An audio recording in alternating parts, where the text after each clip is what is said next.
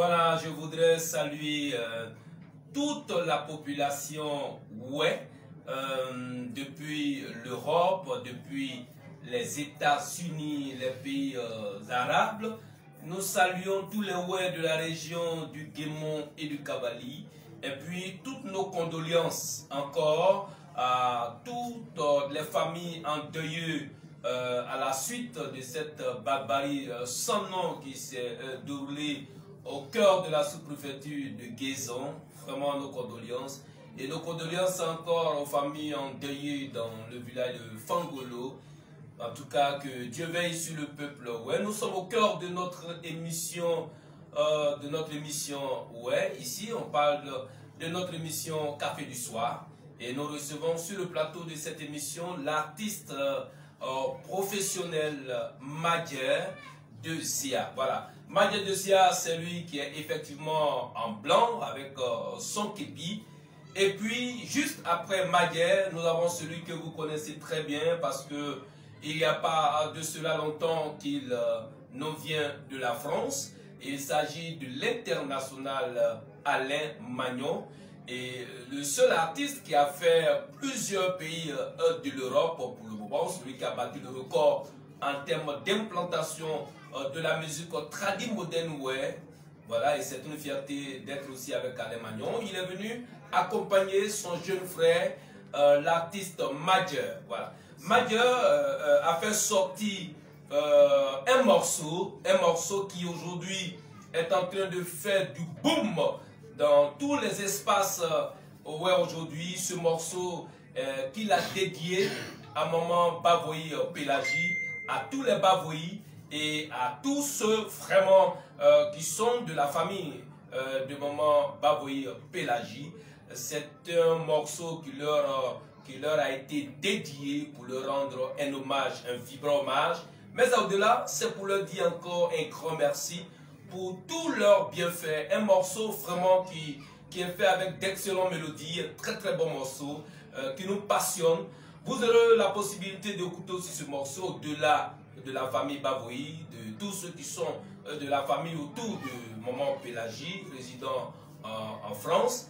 Alors tous les ensemble, nous allons déguster la qualité de ce morceau et nous allons savourer la douceur des phrases de ce morceau. Mais bien avant, laissez-moi accorder quelques secondes à nos artistes pour vous adresser de vive voix leurs salutations en et je vais commencer avec l'invité phare, l'invité d'honneur, Madjer de Zia, qui va saluer en toute la population. Info ganya asema ase abonné on va weblo akle wa moja yue abo mabose c'est ma foi pour aider nyon de ma foi pour c'est bo amone weblo moi pasable le gudu dauda yona wei otiambo okun ayo awakle awoni anedadwe ma je otiambo o ba vie so le guna wa be awon me gwe da wa no na de nyon de die me conseil ma kwa au mais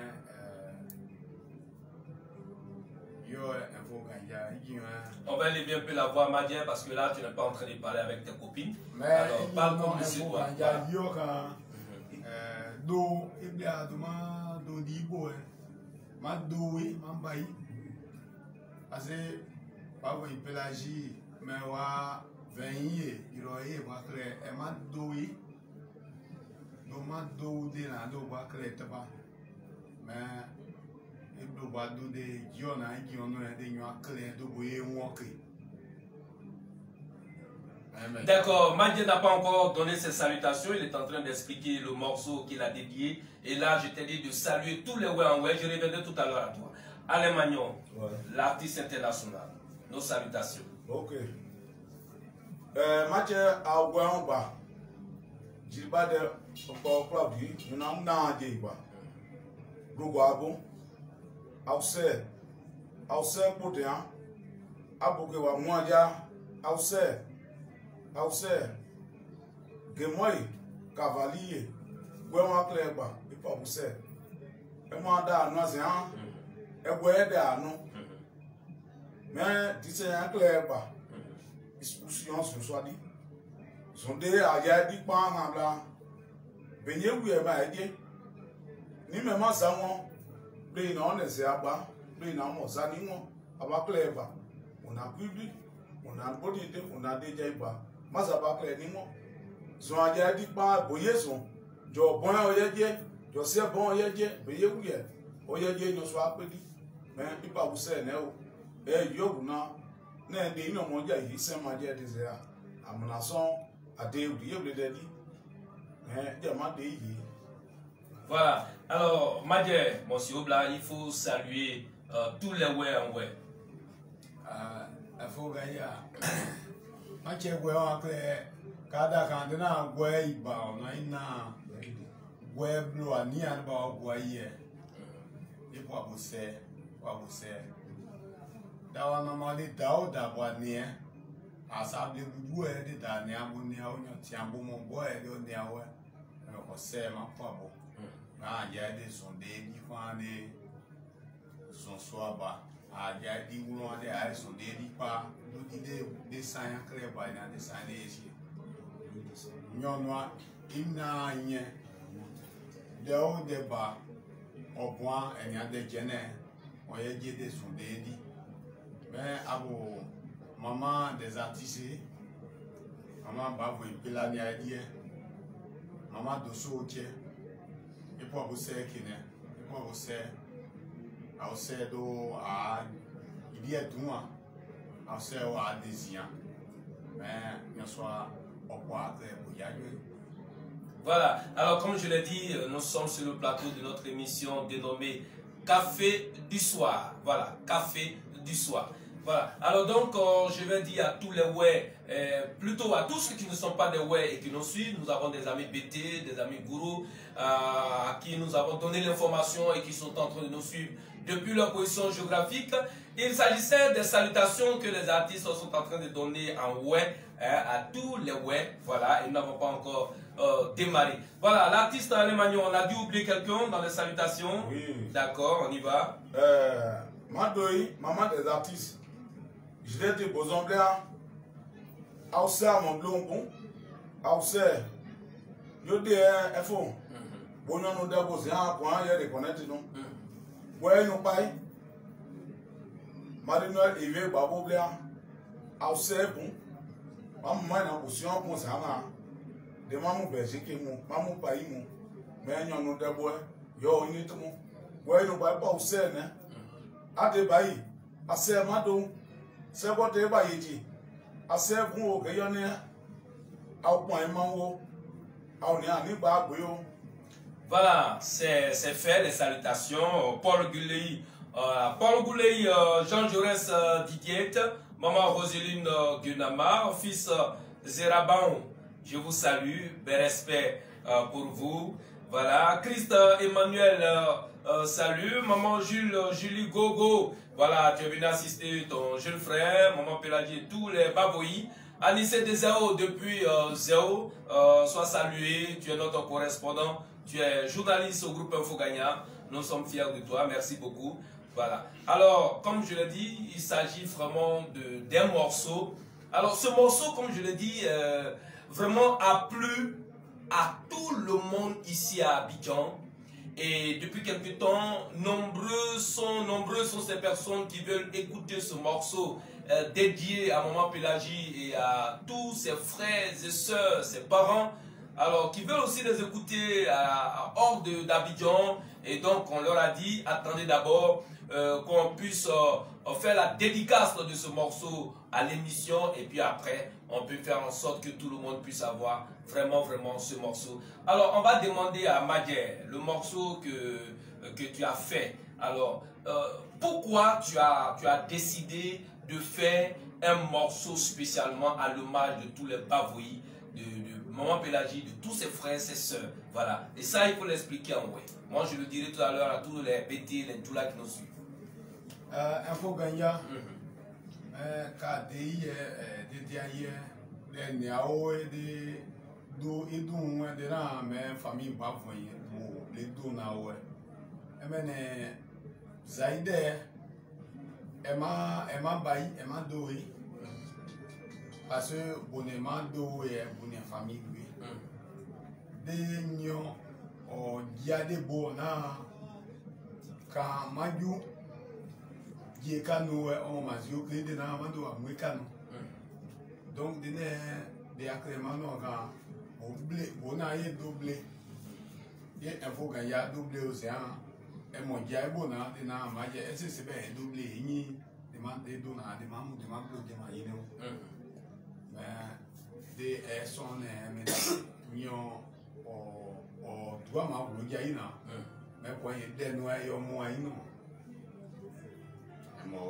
D'accord. Alors on va revenir à Alain Magnon qui est le doyen de la musique tradi moderne ouais, qui est le vice-président des artistes. Il est le premier vice-président des artistes tradi moderne ouais du Cavali. Alors doyen Alain Magnon, quand un artiste décide de faire lui-même un morceau pour rendre hommage à une famille, à toute une famille, alors quel sens cela ça donne en web? Il faut pour les mots, c'est un bon obéissant d'eau. Et moi, aider nous non bon et nous c'est pour. Les c'est pour na et nous blé et ma pour maman. Bon nous blé de bois au sein et au yudu tout et da. Dès qu'à nous de bois, il blow à clair pas, il va du. Et quand il y a au blubado et moi, maintenant et nous on doit et nous on baille. Nous avons la famille, mais nous avons beaucoup de yeux, beaucoup de serpents. Et quand tu es là, des moments des ateliers pour poser et moi, au problème, on bleu. Mais on va serpent, et à bleu pour nous, à pousser pour. Nous n'avons pas eu de maman, il y a eu pas eu d'idée. Et nous avons bleu pour nous, mais nous avons et moi, et nous avons ça. Ah, voilà. Alors donc d'où oublier les mailles de d'où en blanc de la d'où dire faut que ya d'oublier na de d'où dire bon nyoma blanc manda ko nya on andi soka mano da so de d'où donc d'oublier na maino ajuo parce que mando donc, d'accord. C'est ce que le son, le morceau dit. D'accord. Ok. Voilà.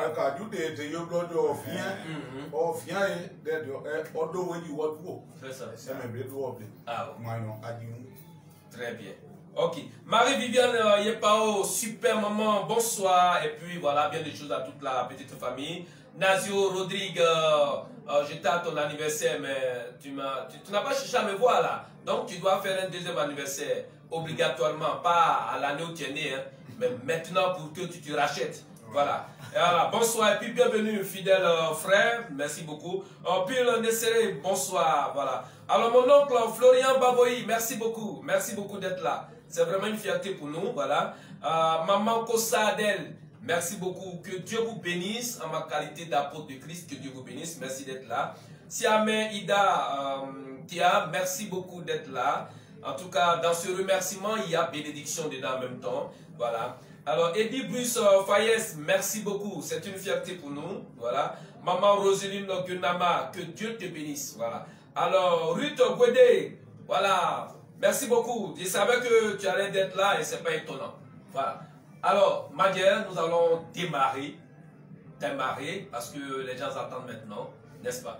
D'accord, on va maintenant démarrer ce morceau qui fait vraiment du boum boum boum boum boum boum.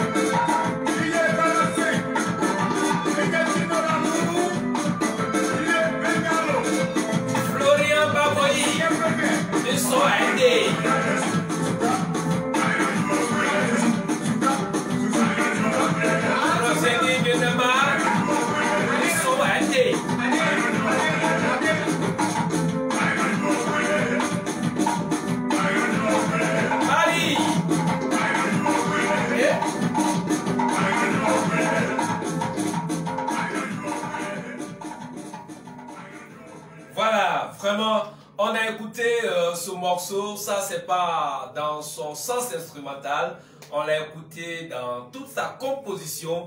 Alors, ce qu'il faut retenir quand on écoute ce morceau, et quelqu'un me disait qu'en Europe, il y a des morceaux que les blancs, je vous dis, les blancs, oui, il y a des morceaux qu'ils aiment écouter. Voilà.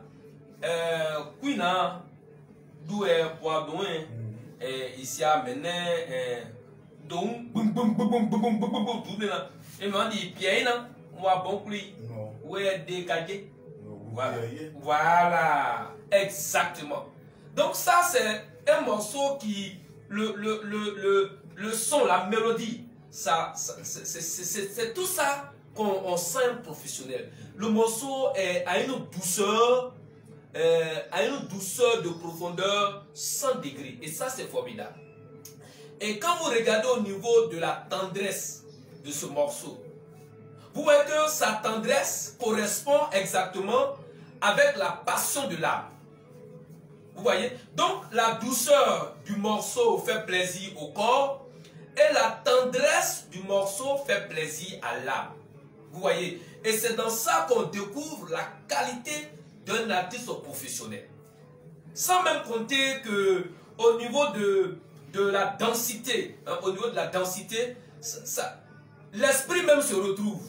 C'est ça qu'on voit la qualité d'un artiste. On va aller avec l'instrumental de ce morceau et on va voir ce que ça donne. Formidable. Madjer, on y va.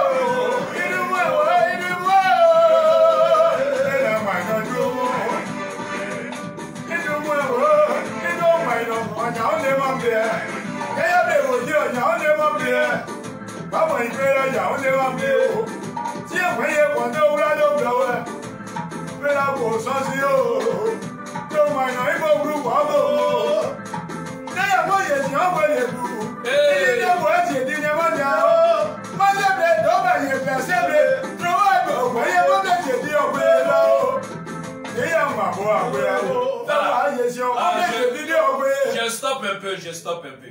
Je vais dire à Marie-Viviane et à Roselyne Kunama, je vais aussi dire à Siamé, pendant que je sais que vous êtes en train de danser, mais vous voyez, une musique, quand tu l'écoutes, surtout même quand tu écoutes Madjer ou Alain Magnon en train de chanter, c'est comme souvent il y a des souvenirs que tu as envie de revivre, quoi. Il y a des souvenirs que tu as envie de revivre. Il y a des morceaux comme ça, quand tu écoutes la même, tu as envie de voir ta maman. Hein? Souvent, mais il y a des personnes qui sont vraiment gentilles, tu as envie de les voir. Voilà. Moi, il y a des morceaux, quand j'écoute comme ça, je vais être à côté de maman Roselyne, je vais être à côté de maman Viviane, je vais être à côté de maman Célestine Voix, je vais voir de face à face maman Baboï. Il y a même des morceaux qui te donnent envie même de donner des bisous à ta femme, des bisous à ton mari. Vous voyez, quand le corps se sent concerné, quand l'âme se sent concernée, il n'y a rien de tel. On va encore repartir. Ce que je suis en train de dire, je sais que vous êtes nombreux et nombreuses à être d'accord avec moi. La musique là, ce n'est pas le fait... Il y a des musiques qu'on écoute, bon, ça passe parce que vraiment... Mais est-ce que vous savez qu'il y a des musiques qui font pleurer? Il y a des moments, ça me fait couler à cause de la douceur. Voilà. Donc, je vous invite à danser, mais à laisser votre corps, votre âme être emporté par la douceur et la tendresse de la voix de l'artiste et de la qualité de cette musique qui a été vraiment mise en place. Ça c'est vraiment important. Alors, Madjer, on va encore repartir.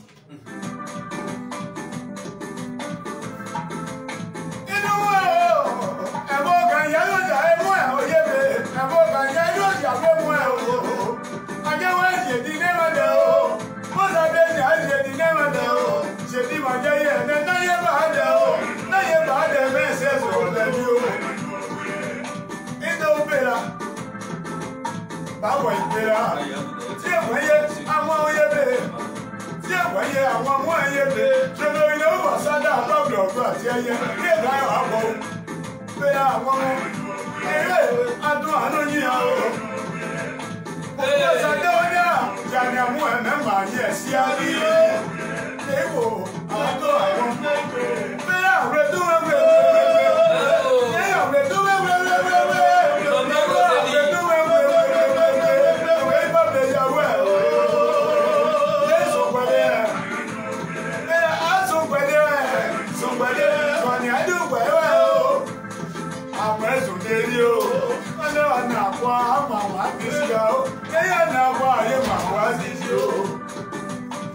Mama Bella, no ganha huevo, manhã no ganha huevo, manhã ganha huevo, ganha pouco, manhã foi ganha pouco,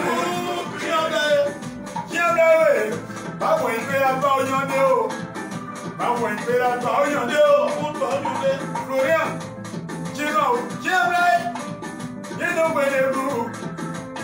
Àpò ìpọ̀nẹ́ bí ọ̀yẹ́ dàyọ̀ gbẹ́nu. Kí àndá rẹ̀, kẹ́yà lè sùn sí àjímọ̀ nínú mọ̀ jẹ́ ẹ̀fú orí. Mòdèkà Adéwùrẹ́ yẹ wúrù, kí àndá mòdèkà Adéwùrẹ́ yẹ wúrù. Dàdà, nísà ẹbí ebó di àbú. Kẹ́yìnwó ọmọ àbúrẹ́ kọ́, ọ̀sẹ̀ gbọ́dọ̀ wọ́n ayé pọ̀ yìí sí ẹbí àbúrẹ́ pé wọ́n á gànyè. Kẹ́yìnwó ọmọ àbúrẹ́ ló gàṣẹ́ àbókù. Lówó. Nana ìjà àwọn ọjà yé mi ẹlẹ́gbọ̀n yóò ti bá ọmọ ìtòrí à ló máa mú ẹ ló máa wò lùwọ́ ọmọ ìtòrí à lùwọ́ ìjà má ṣe ìyàwó yàrá tẹ̀lé ọ̀ṣẹ́ bó yọ yàrá tẹ̀lé ọ̀ṣẹ́ bó yọ yàrá ló yẹ tẹ̀lé ìyàwó madame yóò lẹ́yìn ní àmọ̀ kó àgbéyàwó ní àmọ̀ àwọn àgbéyàwó. C'est ma diablesse à mort, oui, à nous. Tu as pas vu? Tu as pas vu? Tu as pas vu? Alors, c'est vrai que nous pas vu. Soit un des bails, et you know where I'm going. I'm on the day, it's all good. Tu as pas vu? I'm on my way to go. I'm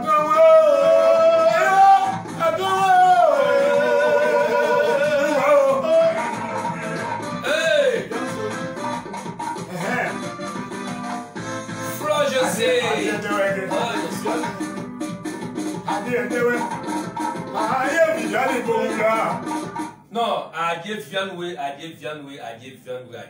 Vraiment, j'ai dit à Weba, à Nouaoué, à Pognosoa trop.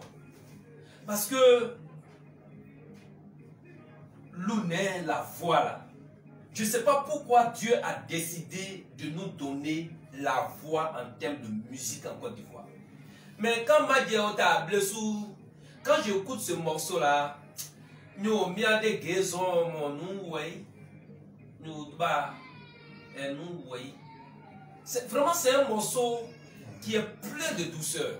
Alors, maman Roseline, quand même, quand tu écoutes ce morceau là, ça va te faire penser quand tu es venu en Côte d'Ivoire pour ton mariage. Tu vois, quand j'écoutais, je tente même de voir, quand nous étions à ton mariage, oh, la joie qui avait inondé la salle. Je dis que ça donne des souvenirs, quoi. Madjer, tu as été vraiment inspiré. Alors, donc, on va avec Viviane. D'accord, voilà.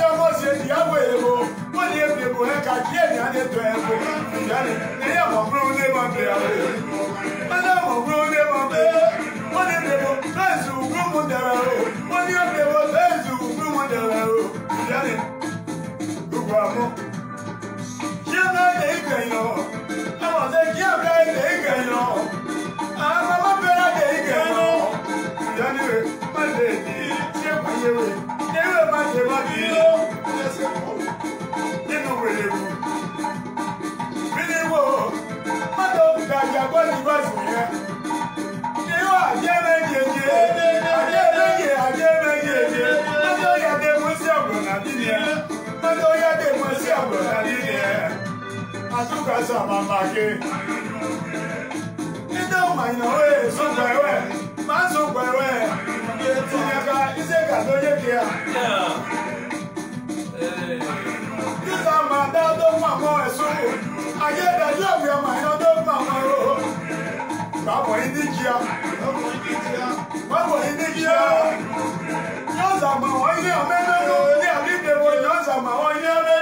Voilà, merci beaucoup. Voilà, donc nous avons écouté instrumental, nous avons écouté le morceau dans toute sa composition et cette fois-ci, on va faire monter le mercure. Voilà. Monter le mercure, on va utiliser cet excellent morceau dédié à la famille de Baboyi Pélagie. On va l'utiliser pour introduire les noms de ceux qui nous suivent en ce moment et qui sont aussi fiers de ce morceau. Voilà. Et là, on laisse un peu quelques messages. Voilà.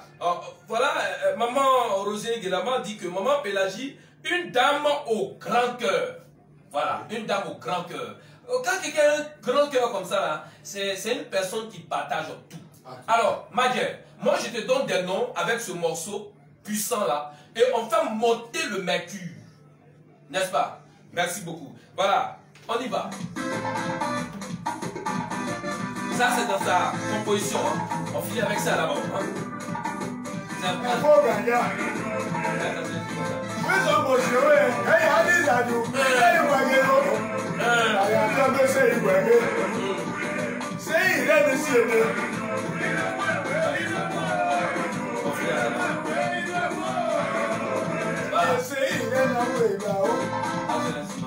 D'accord, ça alors c'est parti Madjer.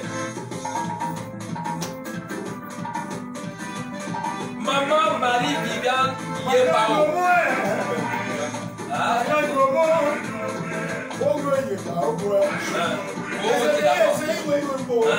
C'est d'abord. Maman Viviane. Maman Viviane.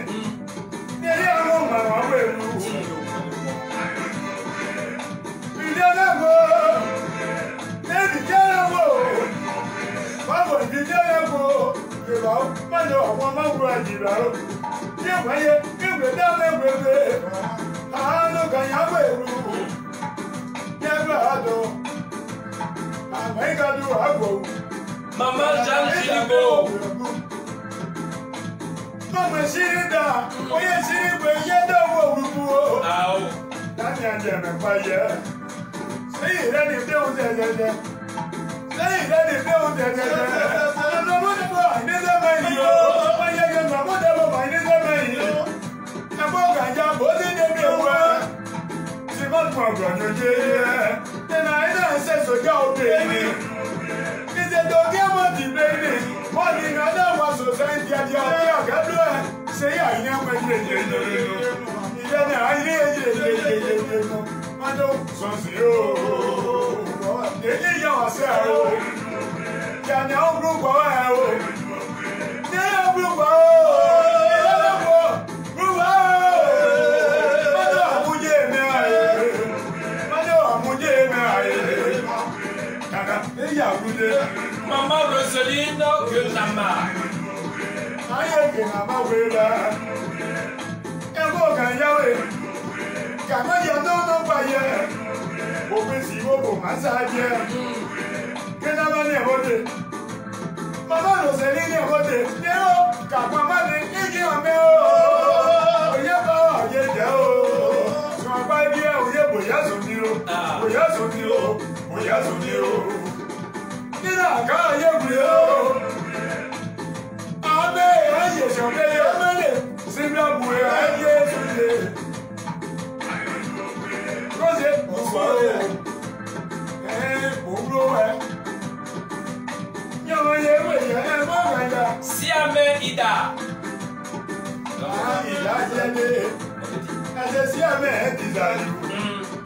Ida eja o pe mayo. Ase do gbo ni o debo.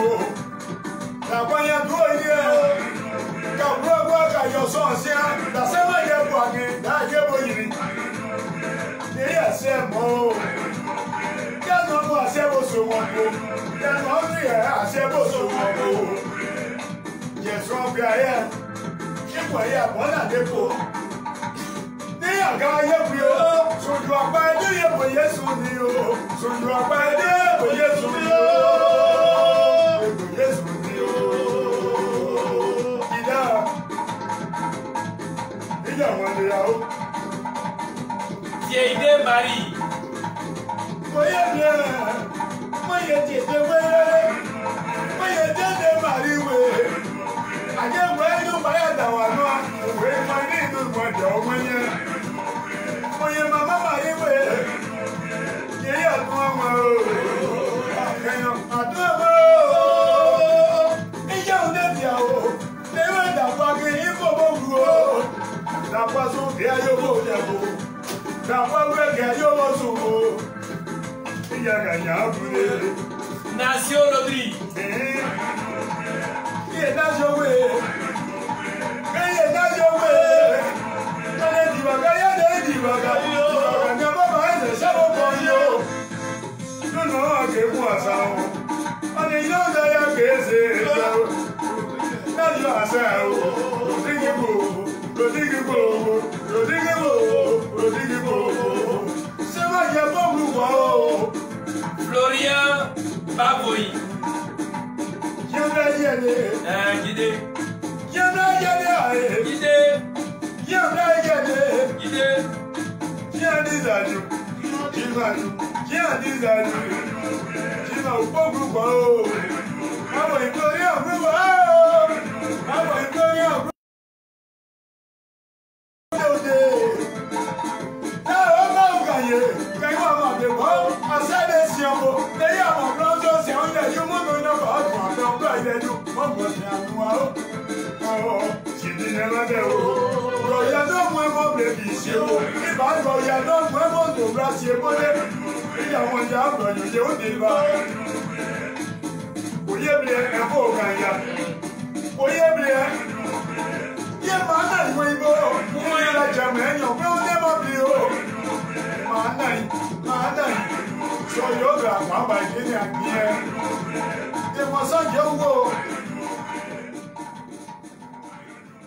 Comme je l'ai dit, on est 100 à l'heure. Et donc, à 100 à l'heure, on est dans l'instrumental.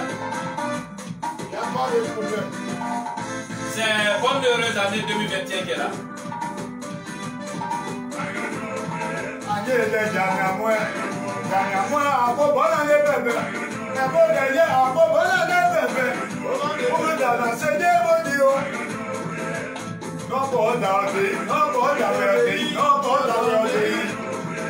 C'est pour bien aussi. Et moi ça, il nous met. Donc, c'est un bisou. Moi, c'est pas un bel oiseau. J'ai un bablau à dos métro. Manai, c'est bon, il est derrière ta vie. Manai, il y a des gars. Moi, c'est bien là. Ẹnu kúkú ni rẹ̀ bá dé sí abíámẹ́, kẹ́rẹ̀ bí èrè àjàdé yẹ àgbàgbà, ìsàìdé bó ti ọ̀mú. Lọ́wọ́ oníyẹ́wò kò, yẹ́wò kò ti ká ẹ̀mọ́ wọ́n yẹ bí o. Ọ̀nìkẹ́ yé mọ̀ kẹ́ ìtọ̀, kí ẹ̀dọ̀ wá kẹ́ ìpàṣẹ́lẹ̀wọ̀ tó gbẹ. Àárín ọ̀wà ilé wà á dọ̀ wà láyé. Dàpọ̀ yẹn kú lójì. Gómìnà ẹ̀dẹ́yọ́dún ẹ̀ ò pàdé yé mọ́. Quem vai aquecer, que vamos é? Se chega aí passar da palma ao pé, sonhei banheiro, mas não sonhei banheiro, sonhei de banheiro já o banheiro. Na pizza ele vou te amar, agora você vai adorar. Eu vou lá para fora dele, vai já o Maman, il m'a dit que tu croyais. Il m'a dit que tu croyais.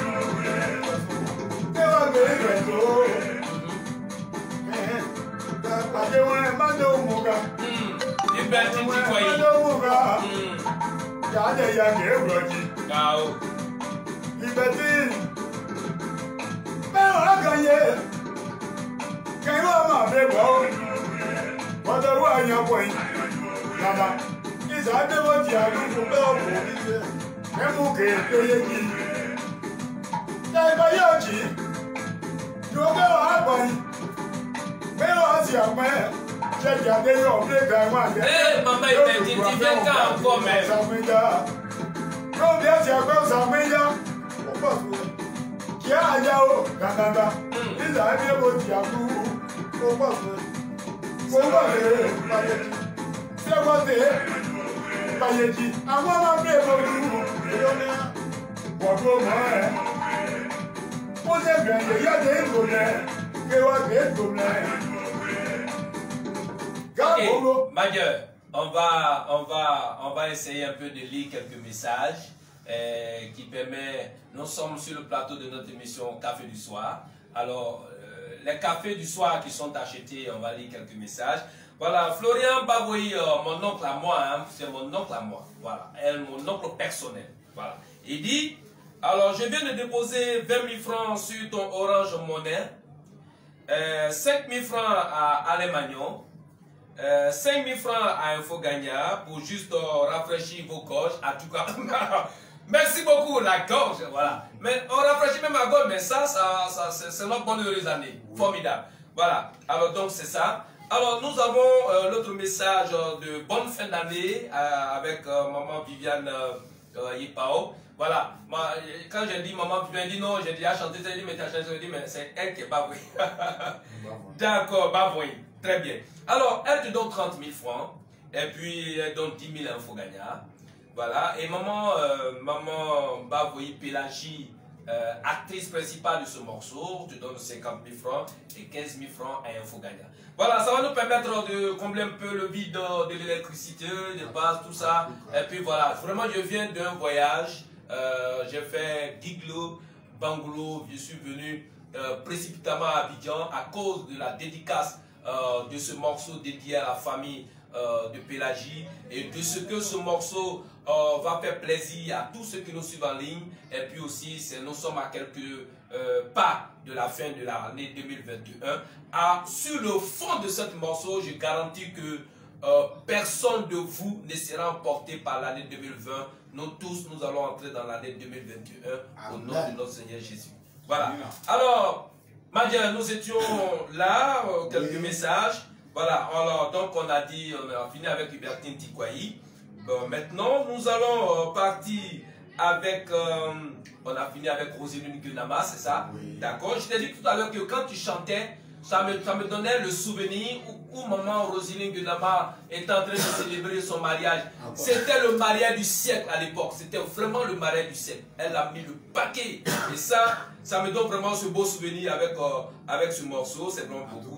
Voilà, on va aller avec Olivier Didier Bar et puis je te donne des noms au fur et à mesure, n'est-ce pas? D'accord, c'est parti.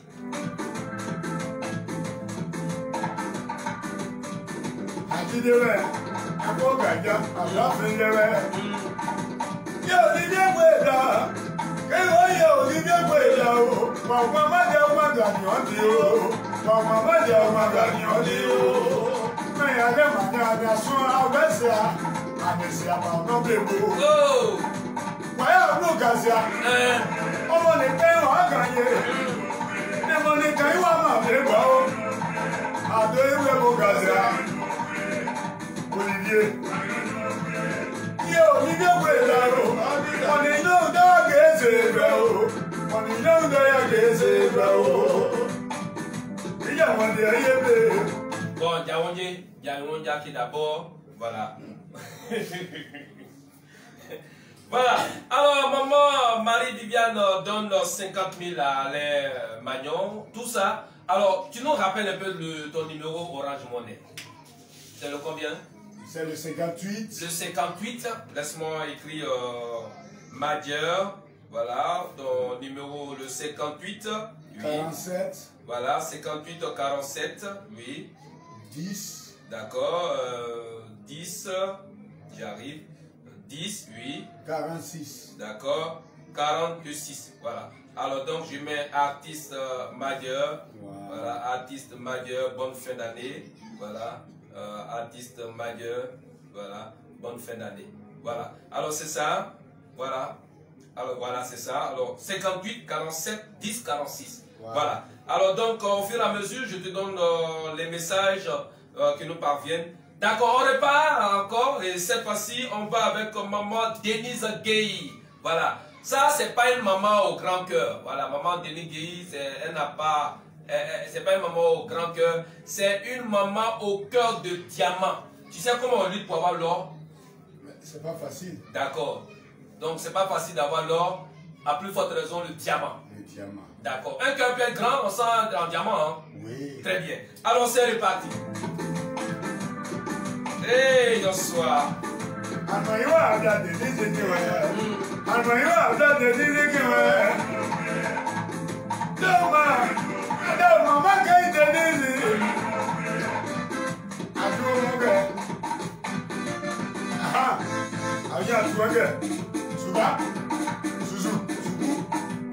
Ah d'accord, je rectifie. Alain Magnon, c'est 5000, hein. J'ai dit 50 000, mais lunettes me fatigue un peu.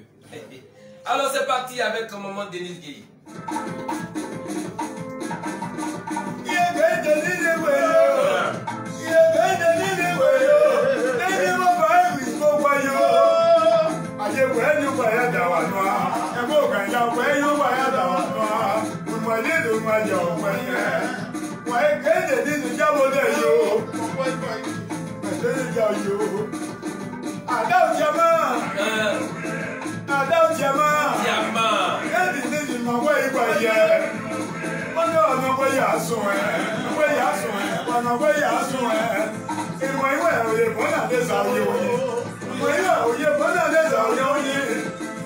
Maman Denise, Denise a dit, Thomas, maman, oui, bon, a dit tout ça dans la main, merci à lui. Il va d'ailleurs, Denise, il va d'ailleurs. Thomas, ouais, mais bon, il y a une main qui a d'amant, et il y a d'amant, et ouais, Denise, il y a.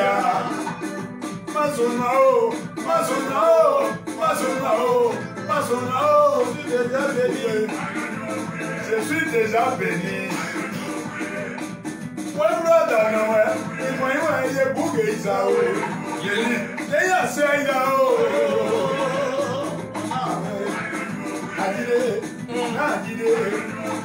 Voilà, il a guidé. Mon loup, maintenant. Non, c'est-à-dire chanson, mais non, sous. Ah, peut-être que je. Voilà, c'est doux. Oui, mais c'est ça. Voilà. Alors, voilà. Donc, on va aller avec maman Bossan Gueye Noël Aurélie. Ah bon, voilà. C'est ma mère. Maman Gueye Bossan Aurélie. Voilà. Tu sais. Ce qu'il faut retenir de cette maman, elle a un caractère déterminé par l'humilité. C'est une femme sans histoire, vraiment sans histoire. En tout cas. Et là, il faut dire aussi que elle a un cœur non seulement qui est bien, mais un cœur qui est tendre. Voilà, pour avoir la tendresse d'un cœur, il faut être rempli de Dieu. C'est parti avec maman Bossan. Ah, tu as vu? Elle est la trésorière. Je ne parle pas au hasard, Alain Magnon. Tu viens de confirmer ce que je suis en train de dire, la trésorière. Mais on ne peut pas être trésorier quand on a le cœur trop dur. Non. Il faut avoir le cœur de Dieu. Voilà. Alors, Madje, on va avec maman Bossan Aurélie. Bonsoir. Adam, maman Noël. Maman Nando, maman Welu. Moya na baby now hachiribo.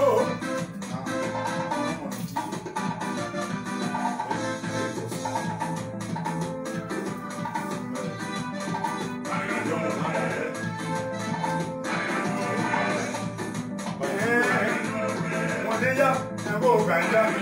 Ebo gaya. Oye bien. Maman Noël, oui. Ah, maman Noël, Aurélie. Oye bien, oye maina wea. Oye mana iluba. Ego sa, oye oguba. No mo de tu mo de kwa ne gbebra. tí wọ́n ẹ̀ lè gbègbè ọ̀pọ̀ olè. Mọ̀mọ́ ẹ̀dá owó mú ẹ. Tó yẹ mú ẹ kò sàn yẹ mú bà wọ́n. Pé kò sàn máa náà yìí. Ẹ̀hìn ló kà ní àgbo èkú. Yéga rúkọ àmọ́. Mọ̀lẹ́dí kò lọ. Wọ́n máa ń yẹ ẹsẹ̀ má jẹjẹ. Wọ́n lè ta wà ayé ṣọ̀kúrò wà gbọ̀ngàn yé.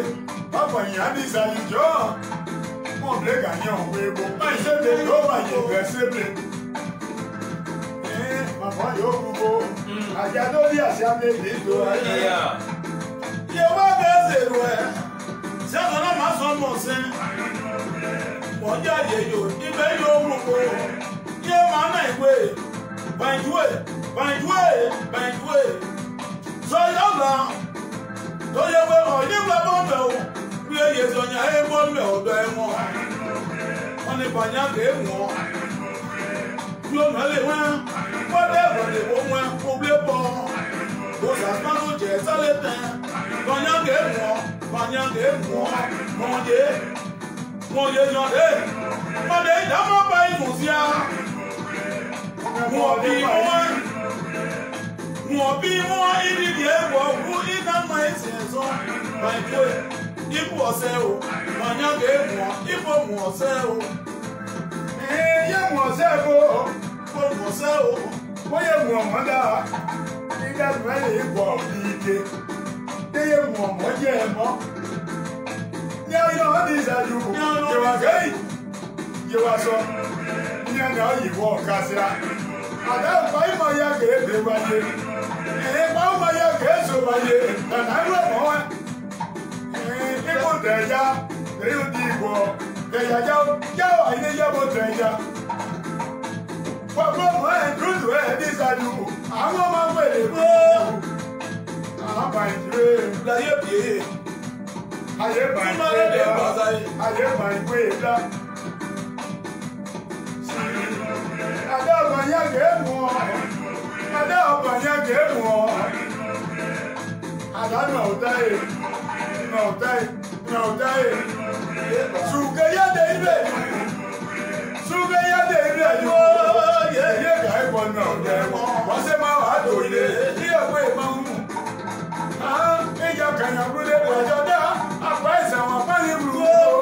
Kèrè yàgòrò àjò máa ń rò. Ìjà kànyàgbélé. Àjẹjẹ́ ẹnu máa dẹ́rù mọ́. Ìdáyọ̀ ẹ̀ṣẹ́ ọ̀pọ̀ àṣì ẹ̀. Yàgbà o. Àyè bọ́lá mẹ́sà. Madame Adoyo. La famille Baboyi à qui appartient ce morceau. Adilé. Elle est bien bleu à Dieu. Elle est bien bleu à Dieu. Elle est bien bleu à Dieu. Iṣẹ́ àdókò bí nìkan. Jíọ́bẹ̀. Wọ́n ní yẹn gbà dọ̀bọ̀ ẹ̀ mẹ́gbẹ́ dọ̀ àbọ̀. Jọ̀dọ̀ ń lọ bọ̀bọ̀ lọ́dẹ̀ bá lọ ní ìzàdù. Jíọ́bẹ̀ sẹ́yẹ́ kò ní ní ọ̀bàbẹ̀. Jíọ́bẹ̀ ìbò gbùgbà o. Dada lórí ẹ̀mí wọn. Bẹ́ẹ̀ni ẹ kò bá wà ìpera wáyé. Báwo ìpela? Báwo ìpela? Wọ́n dọ́dọ̀ ilé ọmọ. Ìpela bọ́dọ̀ ẹ̀ máa jẹ̀dẹ̀.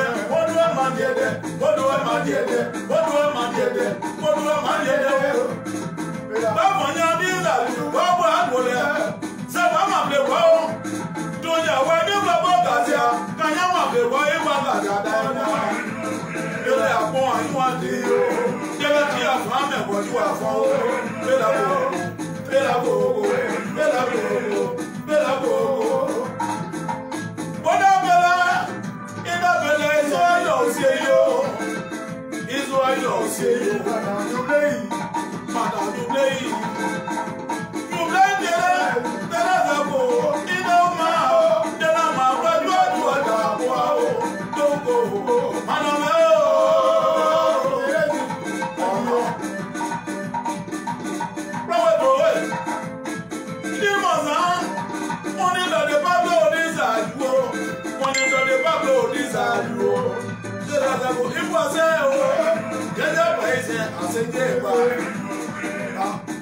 Ìjọ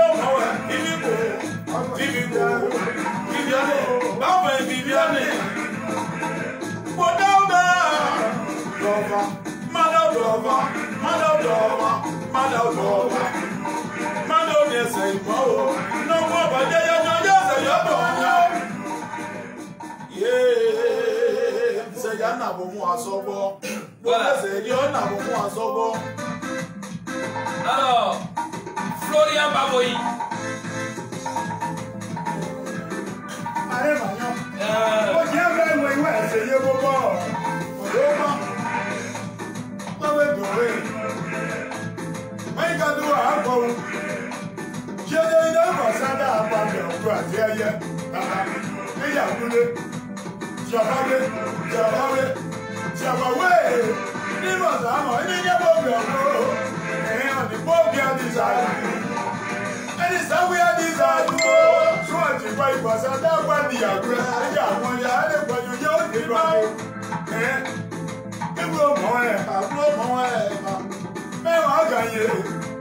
Kàyíwá máa bẹ̀rẹ̀ ó, wọ́n lọ́wọ́ èèyàn pẹ̀ sí ẹ̀jì àgbèyé tó ń wo wí ẹni ó ga ṣe àtọ́rú.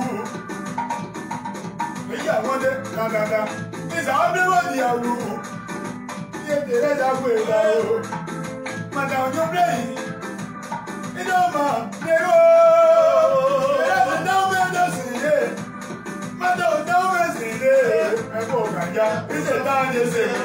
Ẹ̀kọ́ ògànjá, ìṣẹ̀ táwọn yẹn ṣe mú.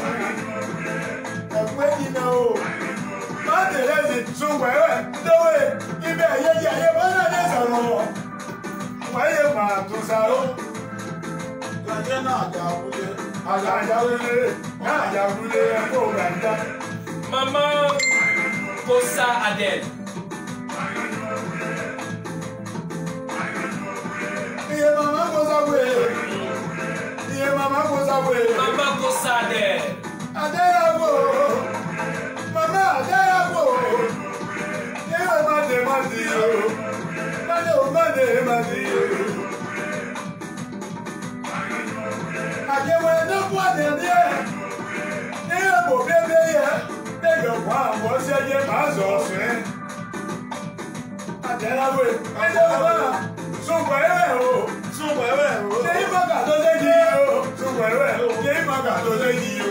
Lùgbẹ̀rẹ̀ bá dé ọgbàgà tó dé yìí o. Ẹ̀kọ́ ògànjá, màìnàyàn ọgbọ́n sí. Màmá àdé yọ ọgbọ́n sí ẹ̀. Ayé ìwé yẹ tàbí ó. Àjẹsí ẹlẹ́yà dáwà lórí ẹ̀ o. Oyè mi rẹ̀. Bàbá ọmọ ẹ̀ ẹ̀kọ́ ògànjá. Bàbá ọmọ ẹ̀. Ilé ìsọ̀jà ó bẹ̀ yìí ni. Ale manyo ise soja wo de yi ye ya jeme ne wa ya bude ya ime ya te ge ya die ani madame Yede Samo ada boya de ni oni bawasia o do bravo ba o pasada na biro nya o do ba o pasada na biro nya o do ba o kai bo haje sokro haje yi ada we da o ada madam Yede ko ada se maje mare la caberudes ne mande dio ayo mande dio kaya da no di yami ai kaya da no di yami ai ada ma go ge bro di ye ma di e mo ba e di ye wa de se bro ye fwa mo ibo fo se le sin on de dawo suade wa ni mo ge je o ko mo bo bo ibo ge ya do e mo mi je ira luwa o ai ko ga do e mo ga wa do le ibe ile bi za ba ple aseye dawo ya ba ga wa ya de ye se le bo ibo buwa o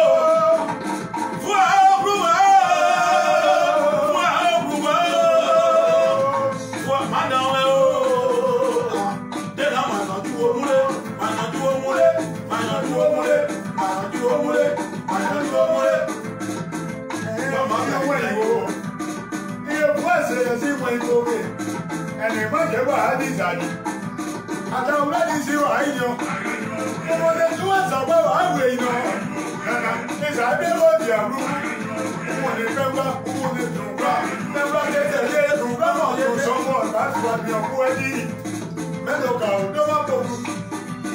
èyí àwọn ni àgbẹ̀ ọ̀yẹ́ lè kọ́ jẹ́bí wà á yẹ kú. báyìí kò yà pa àwọn ẹ̀kọ́ sájà wà gà ó àti ayé. làṣà wọ́n sì yẹ mẹ́lò àyè wò gà àgbà o. làṣà wọ́n àyè wò gà àgbà o. làṣà wọ́n àyè wò gà àgbà o. àyàn àjò múlé. àyàn àjò múlé. Natou Désir, ton manager. Lamalaya moko omi ẹ. Lamalaya moko omi ẹ. Àgbo mi wọ̀ ẹ́ ní méjì dáná ẹ̀. Lóògùn yà wò. Ọ̀gáyà ní ẹsẹ̀ ẹ̀kọ́. Ọ̀gáyà ní ẹsẹ̀ ẹ̀kọ́. Bọ́lá yà kẹ́ bá yẹ pé. Ẹtí àlẹ́ yìí kà dùn. Nàlá ìyá ẹ̀ mọ́ lébò tí a kú. Yé dọ̀wọ́ gẹ́yìn jẹ̀yà gẹ́yìn. Bàtà àpá jẹ̀yàwó àti ayẹ. Voilà. Alors, on baisse un peu. On redémarre avec... Il y a un morceau, on dit que... Il y a un sourd qui dit tu parles pas fort. D'accord. Alors, moi... Est-ce que vous connaissez bien maman Hubertine Tikwayi? Alors, maman Hubertine Tikwayi, avec elle... C'est notre maman. Voilà. Mais ici en Côte d'Ivoire, on parle du vivre ensemble. Ça, c'est de la théorie. C'est de la théorie. Mais quand tu veux vraiment découvrir ce qu'on appelle le vivre ensemble, le jour où maman Hubertine Tikwayi arrive en Côte d'Ivoire, va lui rendre visite. Tu vas voir quand on dit quelqu'un aime l'homme, c'est ça. On cause bien. La fraternité sans hypocrisie. C'est cette chose-là qui est. Voilà. Moi, j'étais dans une bizarrerie avec quelqu'un. Mais c'est elle qui a appelé ses enfants. Et dans un esprit de sagesse, elle nous a réconciliés. On appelle ça le vivre ensemble. On va aller avec maman Hubertine Tikwayi. Maman Hubertine Tikwayi, c'est le vivre ensemble.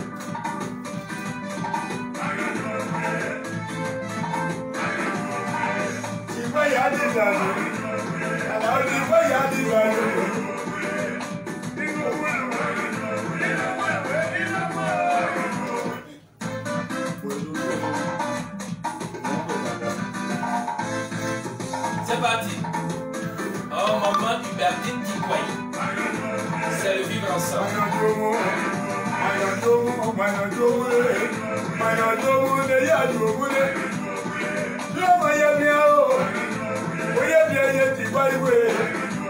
Madame Maman Hubertine, agade ya ke brodi, agade ya ke brodi.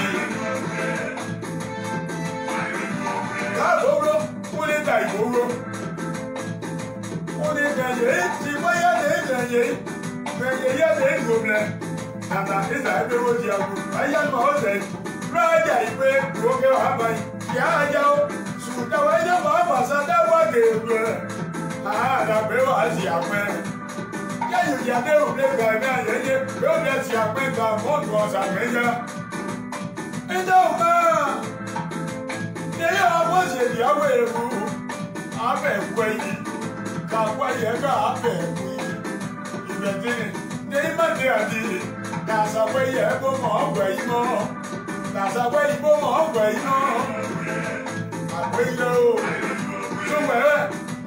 Somewhere I might so there I wanna debo. I wanna debo. There I wanna debo. If I didn't have my now, I know that man, yes, I'm a Wabiamo. I'm a Wabiamo. Money, where are you? Money, you let that was your way. Money, your Wabiamo. Myself, the head over, yes, I'm a Wabiamo.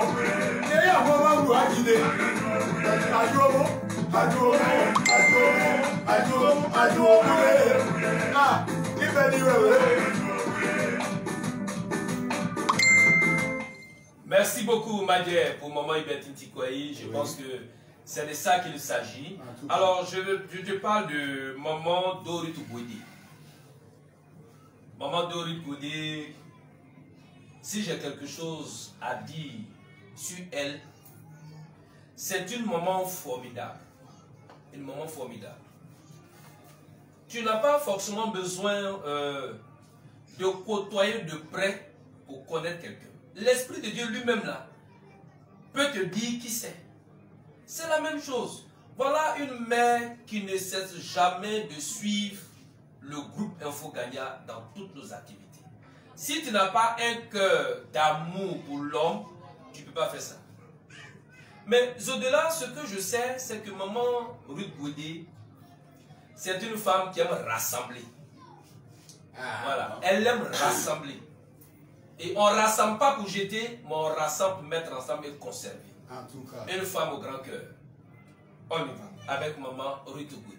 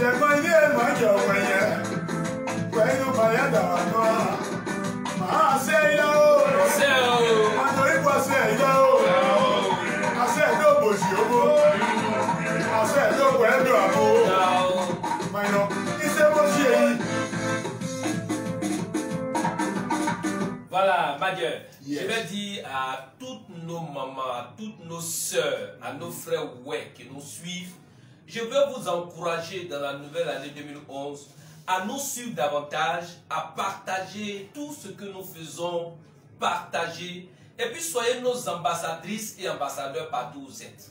C'est-à-dire qu'avec vos 5000 amis, parlez de cette télévision qui est faite pour que tout le monde soit honoré, respecté, quelle que soit sa position géographique.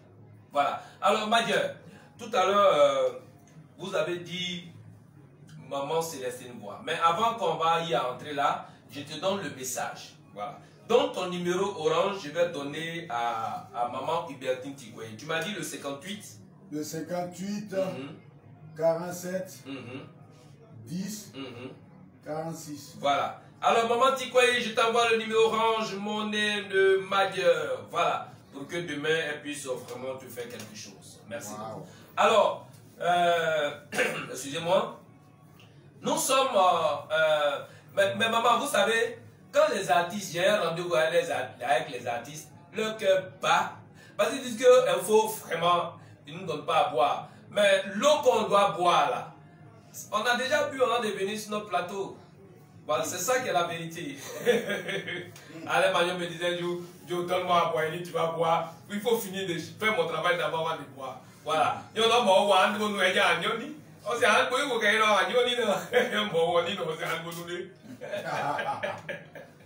Voilà. Alors, maman Célestine Voix, tu sais, c'est une maman qui est née dans une révélation de travailler pour le bonheur des femmes veuves et des enfants orphelins. Mais ce qui m'a vraiment marqué chez elle, un jour, j'étais en train d'organiser ma cérémonie. Elle me dit, mais ta cérémonie a ta besoin de quoi et puis quoi? J'ai dit, bon, actuellement, peut-être que quelqu'un casait des boissons. Elle dit, mais tu as besoin de quelque chose, et puis tu ne dis pas à quelqu'un. Pourquoi toi-même tu es comme ça même? Pourquoi quand tu as besoin de quelque chose, tu ne parles pas? J'ai dit, bon, ça dépend aussi par moment. Nous, on est nés souvent avec beaucoup de honte, tout ça. Hein, voilà. Mais c'est pour dire que nos mamans, elles sont formidables en termes de démonstration de solidarité agissante. Et c'est ça qui fait Célestine Voix, sa qualité, que Dieu admire beaucoup. Alors, on va aller encore avec maman Célestine Voix. On parle fort.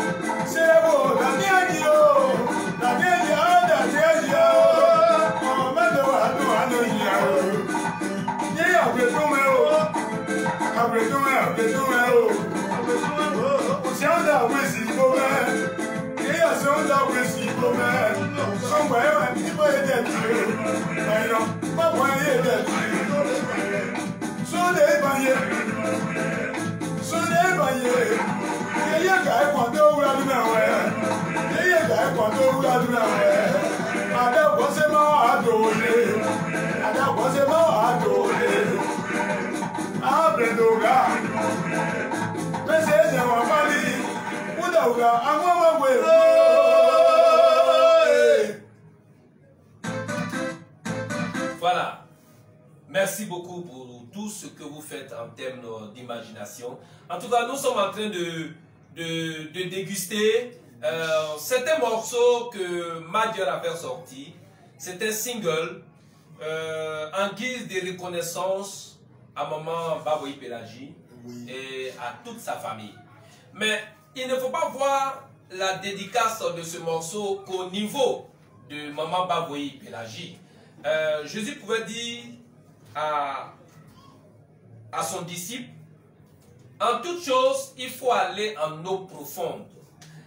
Pour dire que c'est vrai que ce morceau, dans son aspect premier, était single dédié à maman Baboyi Pélagie, à tous les Baboyi, à toute la famille de maman Pélagie Baboyi.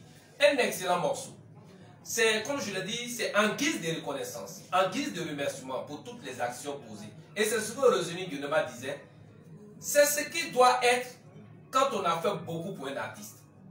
Donc ça veut dire que, au-delà de ce morceau, au-delà de cette famille-là, c'est une manière pour Madieu d'être reconnaissant envers toutes les femmes, ouais, envers tous les hommes, ouais. En tout cas, tous ceux qui, d'une manière ou d'une autre, ont posé des actes salutaires dans la vie d'un artiste. Et dans la vie même de n'importe quelle personne, même nous-mêmes. Et puis l'acte pour être reconnaissant, l'acte de reconnaissance n'est pas forcément lié à l'argent. Vous comprenez un peu?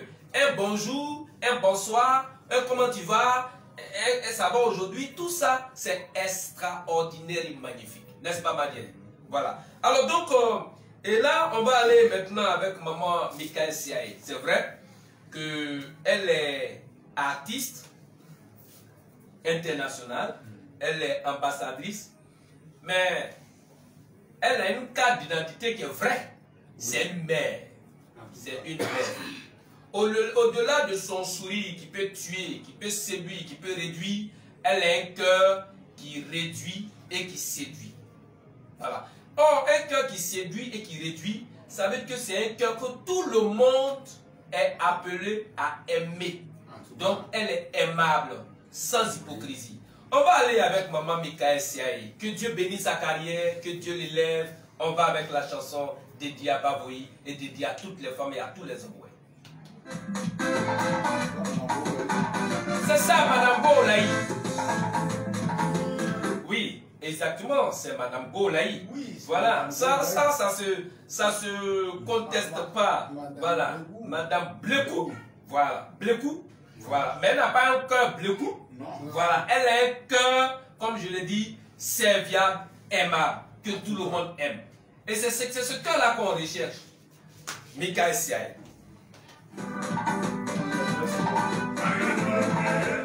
Ah, maman Michael. Sois béni.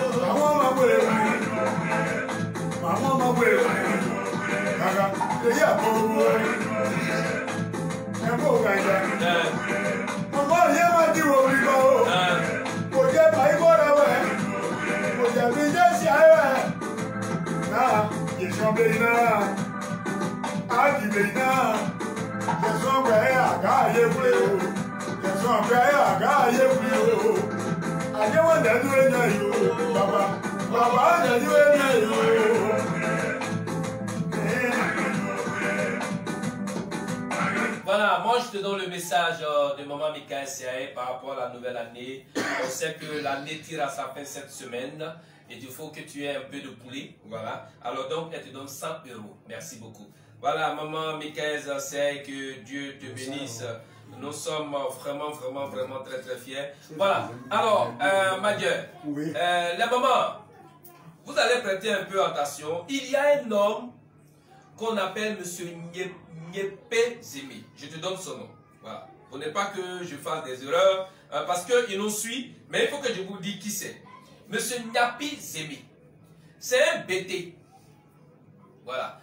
Il a été instituteur dans la région de Bleulequin, dans la région du Cavalier, dans le département de Bleulequin. Il a été instituteur dans le village de Grigna. Et c'est là-bas même qu'il a pris sa retraite. Vous voyez que donc le BT a été transformé en guerrier. Oui. Voilà. Sa passion pour la musique tradie moderne, ouais, je me demande même s'il sait qu'il y a une musique BT même qui existe. Parce que vraiment, il nous aime. Oui. Nyapi Zemi. On y va. Nyapi Zemi, mon nom, que Dieu te bénisse. Alamo, Alilobo, Alilobo, Alemanya, Ayemi, Ayeka, Emesemwego, Ulibo, Semere, Ulibo, Semere, Ulibo, Semere, Ayoka, Abima, àyọ̀gà o. Oyè mi àbọ̀ máa wí ẹ̀yàn yó. Oyè mi àbọ̀ máa wí ẹ̀yàn yó. Ẹ̀wọ̀n náà ló wẹ̀ lù ọ̀bọ̀ ẹ̀. Wẹ̀ ìgbàgbé ẹ̀dùn wá jẹ́. Bẹ́ẹ̀ ọ̀dẹ́ mànyọ́ yà ní asọ́ ẹ̀. Àjẹmọ́sọ́ yẹ dẹ́gbẹ̀ á. Àjẹmọ́sọ́ yẹ dẹ́gbẹ̀ á. Bàbá dáná àyẹ̀kù ẹ̀ kéde mú. Bàbá dáná àyẹ̀kù ẹ̀ kéde mú. Àyẹ̀dẹ́mú ẹ̀ lè yègbè yìí máa gbé. Àyẹ̀dẹ́mú ẹ̀ lè yègbè yìí máa gbé. Àyẹ̀sì àpò ẹ̀yẹ bọ́lá dé kú. Àyẹ bọ́lá dé sáré. Àyẹ yègbè ìdá. Sèbè sèbè má dé di. Jẹ̀bí àgànjá pépé. Jẹ̀bí àgànjá pépé. Ani ayi anye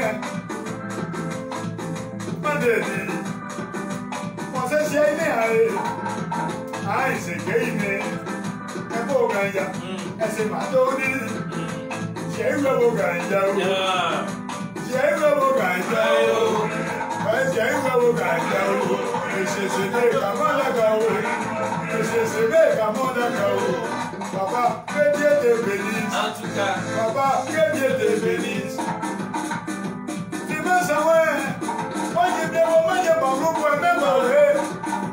C'est comme hier, social, c'est comme hier. Maintenant, il s'est pas voulu voir. Nous sommes au jour, nous sommes au sondé, on va la démouer. Et bien, je vous n'aille pas. Un beau gagnant, j'ai salué de ce CV. Avec toutes les bénédictions. c'est ça. Que Dieu le bénisse. Amen. Que Dieu le bénisse. Amen. Tu vas en sorte que cette année-là. Amen. Cette nouvelle année-là. Que Dieu le bénisse. Ça soit une année de bonheur. C'est ça. Voilà. Alors maintenant, nous allons dire merci à Stéphanie Guy Monsieur de ceux qui nous suivent. On va dire merci à Charles Descabla de nous suivre. Merci aussi à Gisèle Ba de nous suivre. Voilà des personnes qui nous suivent. Voilà. Donc, Stéphanie, Charles Descabla et puis Gisèle Ba, on va leur dire merci. N'est-ce pas les maillots? Ok, c'est parti. Ah, c'est pas l'animaux. Elle est monsieur au visage. Elle est qui monsieur au visage. Mais du haut qu'elle nous met, on est vraiment bien dans l'essentiel. Oui, on dit on s'await, on va gagner. Si on voyait on s'await, il monsieur m'a gagné. Yo visage m'a gagné. Ouais, c'est pas lui là où il y a eu. Àbọ̀yí máa bù ó, àbọ̀yí máa bù ó, ṣùgbọ́n àti gbé àbọ̀yí máa bù ó. Ọ̀sẹ̀dẹ̀ yẹ, àbọ̀mọ́gbẹ̀ yìí wù ẹ́, ṣé bá ní àbọ̀mọ́gbẹ̀ yìí wù ẹ́. Òṣùwọ̀n ẹyẹ gbọ́dọ̀ dé bù ó, òṣùwọ̀n ẹyẹ gbọ́dọ̀ dé bù ó. Ìyàbọ̀wé náà jẹ́ láti ojú ọ̀gbọ̀gbẹ̀, ìyàbọ̀wé, ìyàbọ̀wé, wọ́n ti kọ́ ìfọ̀sẹ̀ dábọ̀ ìyàbọ̀ ẹ̀. Now you are desired. On est savi à desired. On est pauvre à desired. Merci beaucoup, Manière. On dit par Gisèle Ba.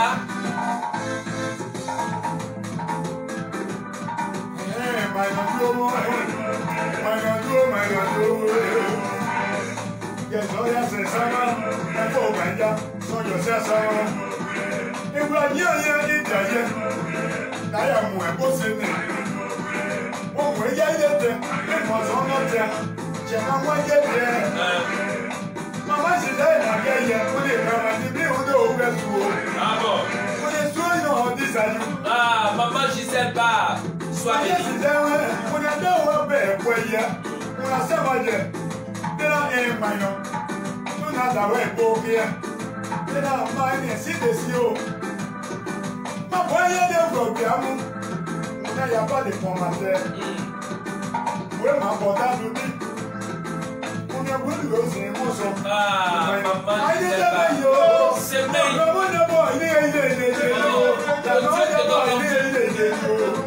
La poison qui a beau sonner, la poison qui a beau sonner, et la nuit va bouillir au bas, la nuit va bouillir au bas. Que Dieu te Charles de Kabla. Charlie. Ada Charlie. Charlie. Ebo ganyawe. Maye Charlie de Kabla we. Ada Charlie Choco. Charlie Choco. Charlie Choco. Charlie Choco. Il est bourgadier. Charlie il est bourgadier. Yẹ̀wò yé ìdáná rẹ̀, ẹ̀wọ̀ ẹ̀yà, ẹ̀yìn ọ̀bọ̀ yé mu ẹ̀. Kò sí dẹ́yẹ, ó yé mu ẹ̀. Àwọn yèké ìzà ayé mu, ṣàlí àwọn yèké ìzà ayé mu. Lọ́pẹ̀ yé mọ̀ kankan, ṣẹ̀tẹ̀ bùgàdìé, ṣẹ̀tẹ̀ bùgàdìé, ṣàlí ṣẹ̀tẹ̀ bùgàdìé. On s'est déjà vu, ṣàlí voici ton avis. Miami, Miami,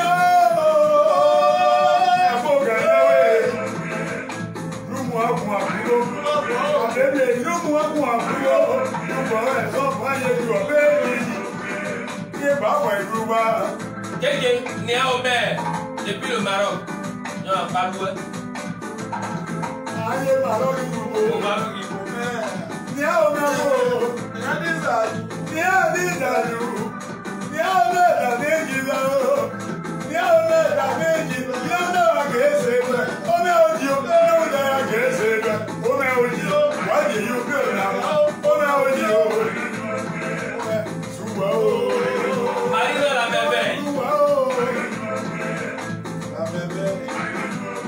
Marina la merveille. Marina la merveille. Marina la merveille. Marina la merveille. Je sais qu'elle est bourgadière. Elle connaît une dame merveille. Marina go. Qu'elle m'a payé. À quel moment elle va y aller? Marina, à mon yé de là-haut. Mais non, à mon yé de là-haut. Il pensait à où? Elle va gagner des yazaouais. Et Marina, mon tour. Non, c'est moi qui ai payé là.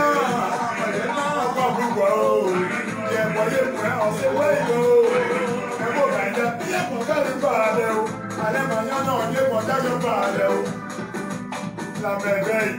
Coucou, voilà ce coucou.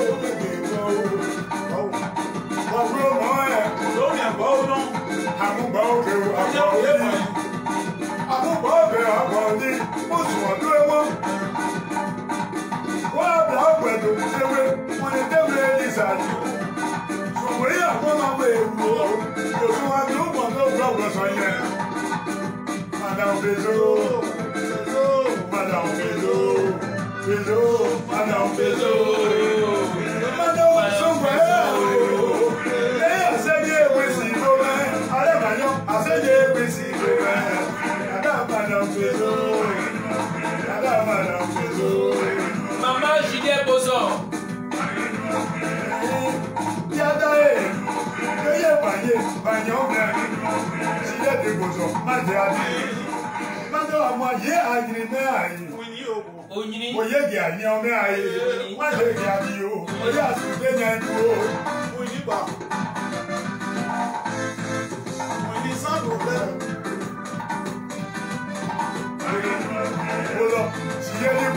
Maman Bozon. Sois béni. àtún àmọ́dá lẹ́yìn àṣẹṣọ lẹ́yìn àánú ọmọ àṣẹdẹjì náà alẹ́màáyán gbàgbọ́ ẹ̀ ìjẹ̀mọ́tò òbí àpọ̀jù ìwà pèpè bóyá mo jẹ́ bàbá òye wù sí èdè yẹ kò yánu ẹnu àṣẹwọ́ ni ó wòye jẹ́ èdè tiẹ̀ òmò sẹ́nu tiẹ̀ àyè ìdàtẹ́wọ̀ àyè bọ́nà lẹ́sà o àyè ìdàtẹ́wọ̀ àyè bọ́nà lẹ́sà o yàtọ̀ yàtọ̀ ọmọ sì yẹn yàtọ̀ dìde owó ẹ̀ àmà kàfà níbi owó ẹ̀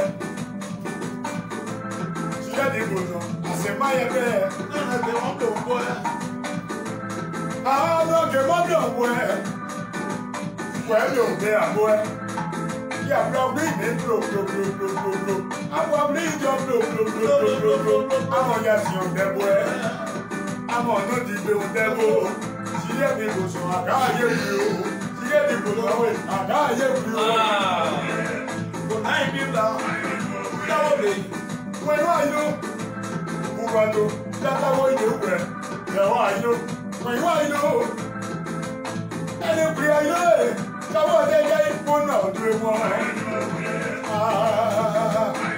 bẹ́ẹ̀ bá lè sọ ọ́ níyàwó náà wẹ̀ bẹ́ẹ̀ bá lè sọ ọ́ níyàwó náà wẹ̀ síríwò síríwò síríwò síríwò síríwò.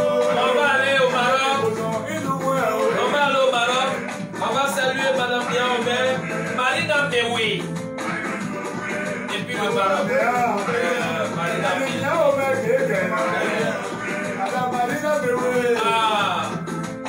Marina Go. Marina Go. Marina Go. Amanya, they are more. No money kill the one every block. And they will dream one every block. One more. Oh, they are Marina Mewe. They were more. They were your Madame Niaomé. one more. They are your bar. Ah, even you.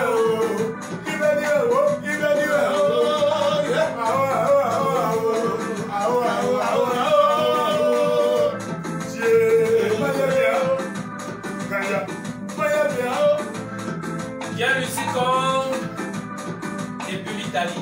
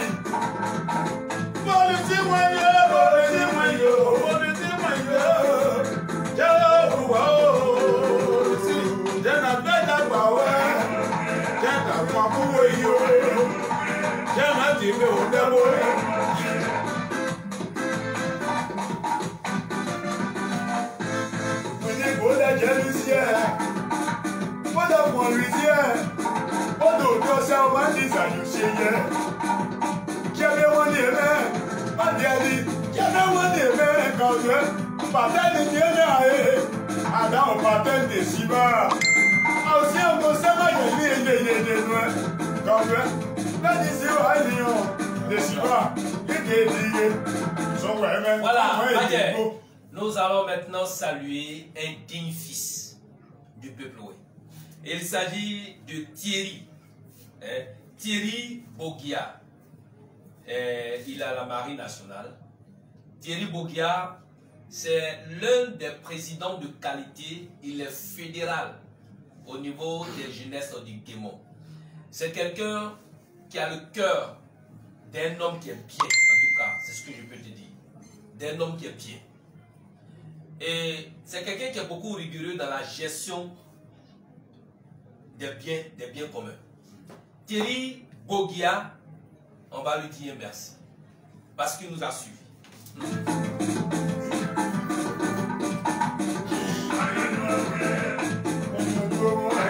Thierry Bogia, fédéral, merci.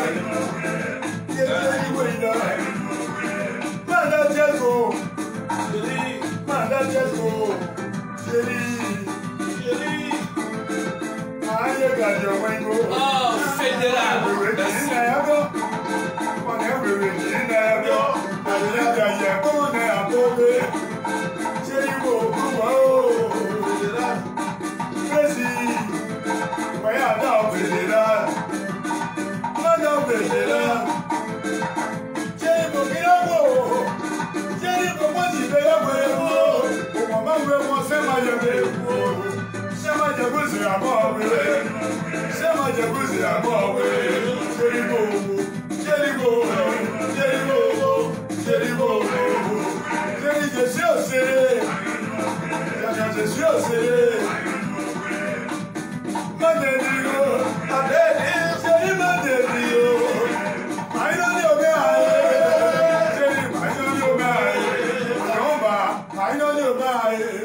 Voilà, Baguette, je pense bien que nous allons terminer avec Paul-Marie Glacé. Voilà une maman qui nous aime beaucoup. Paul-Marie Glacé.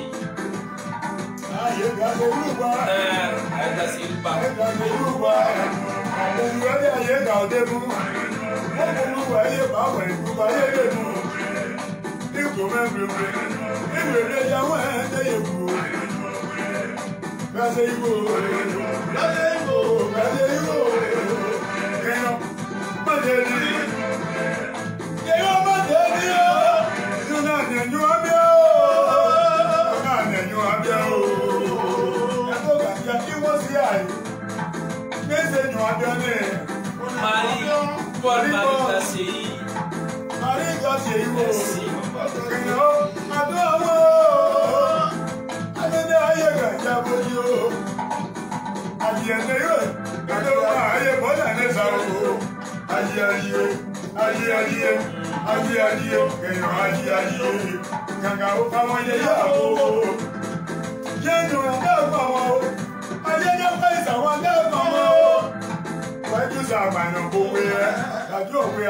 Voilà, merci beaucoup, Madia. Vraiment, dis-moi. Alors, habituellement, je finis ce genre de mission sur le coup de 22 heures. Mais aujourd'hui, vraiment, on va s'arrêter là pour aujourd'hui. Vous savez que je suis venu de tournées à l'extérieur de la Côte d'Ivoire. Et à cause de la qualité et de l'urgence de la dédicace de ce morceau dédié à la famille Bagoui, à tous ses parents, je suis venu à Abidjan depuis hier. Je suis arrivé depuis hier aux environs de 17 h avec un corps beaucoup convalescent, voilà. Et donc il faut que je m'arrête là pour pouvoir vraiment me reposer. J'étais à l'intérieur avec Alain Magnon. C'est lui-même qui m'aidait vraiment à supporter la douleur du corps. Voilà, Alain Magnon, c'est ça. Voilà, on a tourné, nous sommes de retour. Alain Magnon était déjà venu avant moi. Moi, je suis arrivé hier. Il faut que je me repose vraiment, prendre les médicaments pour pouvoir récupérer parce que les oueds ont encore besoin de nous. Ils ont encore besoin de nous. Il faut qu'on se repose. Voilà. Alors, je vais dire un grand merci à tous ceux qui nous ont suivis tout le long de cette émission. Nous sommes à sa fin. Merci à ceux qui ont fait, à toutes celles et à tous ceux qui ont fait parler leur cœur pour nous souhaiter bonne fin de semaine avec un poulet. Oui. Que Dieu vous le rende au centuple. Soyez richement bénis. Je dis que Dieu veille sur vos enfants, que Dieu veille sur vous-même, que Dieu veille sur tous vos époux, sur vos épouses, que Dieu veille sur tout votre entourage. Beaucoup m'ont demandé pourquoi depuis quelque temps notre émission de 5 heures ne marche pas trop. C'est pour vous permettre de réécouter un peu, parce que 5 heures, Alain Magnon était déjà passé aussi. Donc il faut que vous réécoutiez un peu les émissions qui sont passées. Voilà, il faut qu'on mette une pause pour que vous réécoutiez un peu tous ces morceaux qui sont passés. Voilà. Alors, bonne fin d'année 2020. Que les anges de l'Éternel campent autour de vous. Que vos ennemis mordent la poussière. Que leurs têtes soient brisées. Que Dieu nous accorde une bonne santé et une guérison totale pour nous qui sommes encore convalescents. Que Dieu nous guérisse. Que Dieu veille sur nous. Et puis, je voudrais vous souhaiter bonne et heureuse année 2021. Alors, Alain Magnon, on ne va pas se quitter comme ça. Ah ouais, tu vas souhaiter vraiment bonne heureuse. On commence par le jeune frère. Major, tu vas souhaiter bonne heureuse année 2021 à toute la famille Baboui, à tous les ouais. Bonne et heureuse année 2021 de la part de Major. C'est parti. Mathieu, mais quand tu as donné au diadé, au naboue, au comment dire, au doigt de l'eau, d'ailleurs, de boyer des zombies, des non, il y a qu'un guerre. C'est un zone à Nyono Zouantia, mais maté nyo soy. À mon guéomba, guéblo à bani à guéguaye. Disaya botembla. Nino à guaye, nanino à bliaye. Kouayi, n'a besoin de nino paye, n'a besoin de. À Cléba, nyo nyoba. Oye de sanwe. Boya so me aigibla. Eso amwa dipa na oya so jono ne. Yo so o te an disanya klebo.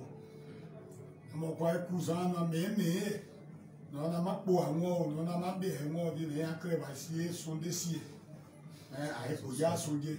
Yo so ayu Jésus ayinemo. Amen. Voilà, on va maintenant au doyen Alain Magnon, l'international, Alain Magnon, les vœux d'Alain Magnon 2021. Alors, match est bon, quoi. Je pas de produit, pas au ser, et pas au boy. D'ailleurs, moi, là, je m'en occupe déjà. Au boy, son dit, au boy, à moi, ni. Voyage sur ma idée là. Je bon Dieu, je sais bon Dieu. Et me oui, je suis au yé, au Seigneur, il est bon. Tant bagarre dans à le bon moi. Mon père m'a dit, yo. Dernièrement, non. Et ma bon plat. À mon blanc clair, quoi. Pas au boy. Boyer son dédi. Descend clair, quoi. Il y a mon blanc zona. Ici, je sois dit. Son dé à pas dit non. Blé, au droit à voir la déca. Non, blé à droit à voir, non, mon bas. Au ma blanc de wa, doigt, ben chai, non, bas, au droit à voir là. Son dé à ma dit pas, moi, à soi, non. Blow up or game or young day. The ye chicken black. You understand the idea also my idea? The yes, ma bon black. Voilà. Merci beaucoup. Je dis bien des choses à Madame Zaïsinto et à Zaïsinto. Bien des choses aussi à tous ceux qui nous ont suivis. Merci beaucoup. Merci beaucoup, mon oncle Florian Baboui. Merci pour le coup de fil. Alors, comme je l'ai dit, vraiment, votre serviteur est vraiment un peu souffrant. Il doit prendre ses médicaments. Il faut que le peuple ouan a besoin, vraiment besoin de nous encore. Nous sommes à la prochaine pour notre émission intitulée Café du soir. Merci beaucoup et puis portez-vous bien.